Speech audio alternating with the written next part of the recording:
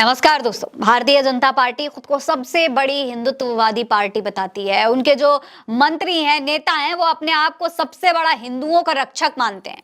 लेकिन इस वक्त भारतीय जनता पार्टी की सांसद हेमा मालिनी हिंदुओं की नजर में ही हिंदू विरोधी बन चुकी हैं। जी हाँ, हेमा मालिनी को हिंदू विरोधी कहा गया है। हिंदुओं का जो धार्मिक भावनाएं हैं वो आहत करने का आरोप हेमा मालिनी के ऊपर लगा है। साथ ही साथ उनकी एंट्री भी बैन कर दी गई है एक मंदिर में। दोस्तों, ये खबर आ रही है पुरी के जगन्नाथ मंदिर से। बताया जा रहा है कि 15 मार्च को पुरी के जगन्नाथ मंदिर में होली मनाने गई हुई थी हेमा मालिनी, लेकिन उस दौरान उनको मंदिर में एंट्री ही नहीं दी गई। कुछ लोगों ने उन्हें एंट्री गेट पर ही रोक दिया, उनको आने ही नहीं दिया गया। उनके साथ उनके पति भी थे। ये बताया जा रहा है कि दोनों ही मंदिर में जाना चाहते थे, लेकिन दोनों को रोक दिया गया। कहा गया कि वो हिंदू नहीं है, वो हिंदुओं की धार्मिक भावनाओं का अपमान कर रहे हैं।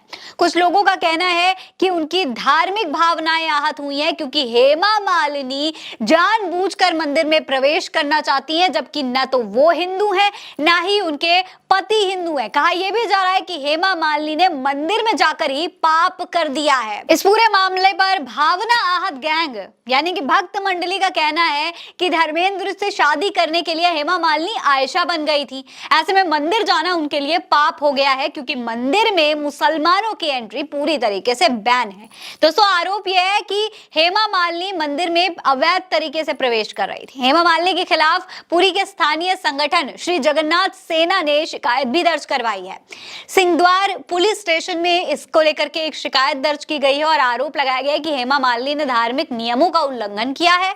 संगठन ने आरोप यह भी लगाया है कि हेमा मालिनी के पति जो हैं धर्मेंद्र, उनसे शादी करने के लिए उन्होंने इस्लाम धर्म अपना लिया था और उनकी शादी भी मुस्लिम रीति रिवाज से हुई है। ऐसे में मंदिर जाना उनके लिए पूरी तरीके से अवैध हो गया है और अगर वो मंदिर में जाती हैं तो इससे हिंदुओं की धार्मिक भावनाओं को ठेस पहुंचेगी। इस पूरे मामले पर शिकायतकर्ता ने बताया कि हेमा मालिनी और धर्मेंद्र का निकाह 21 अगस्त 1981 को मुंबई के मौलाना काजी अब्दुल्ला फैजाबादी द्वारा करवाया गया था। धर्मेंद्र ने पहले प्रकाश कौर से शादी की थी, जिनसे उन्हें 4 बच्चे भी थे।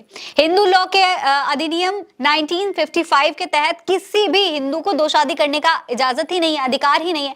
ऐसे में अगर धर्मेंद्र ने हेमा मालिनी से शादी की तो वो अवैध हुई, लेकिन उन्होंने शादी करने के लिए इस्लाम धर्म अपना लिया था। इस लिहाज से वो दोनों ही मुसलमान हो गए। धर्मेंद्र ने अपना नाम दिलावर खान कर लिया था, जबकि हेमा मालिनी आयशा बीवी बन गई थी। इस शादी से कपल को 2 बेटियां हैं, ईशा और अहाना, जो कि पूरी तरीके से अवैध है। अब इसी पूरे मामले को लेकर के यह पूरा विवाद शुरू हो गया है। भक्त मंडली इस पूरे मामले पर क्या कहेगी, अब यह देखना बेहद जरूरी है, क्योंकि एक हिंदूवादी संगठन खुलेआम हेमा मालिनी को, उस हेमा मालिनी को जिनको मथुरा से भारतीय जनता पार्टी अपना सांसद बनाती है, मथुरा की जमीन पर हिंदुत्व का एजेंडा लेकर हेमा मालिनी पहुंचती हैं, हिंदुत्व का झंडा गाड़ने की कोशिश करती हैं और यहाँ पर खुद ही हिंदू विरोधी भी बन जाती हैं। हिंदुओं की धार्मिक भावनाएं आहत करने का उन पर ही आरोप लगने लगता है। अब देखना यह होगा कि क्या हेमा मालिनी पर इस पूरे मामले के बाद एक्शन लिया जाएगा, क्या उन्हें